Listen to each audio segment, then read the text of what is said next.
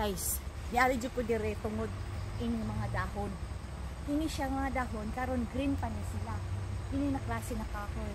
Pagkabuwan sa next month, end of the month, kini mga kahoya lahat tanan dire. Ano siya, maging yellow ang iyahang color sa dahon. So from green leaves turn to yellow leaves. Okay? Pagka end of the month of October, mabalik ko diri kay mag-picture. So i-update ko tayo. Ang isa lang pala tandaan ay isang yung bahay kubo. Kat na bahay kubo. Kini siya tanan diri, kini nakahuya, kini jingo trees ni. Mag-yellow ni siya tanan diri, kini.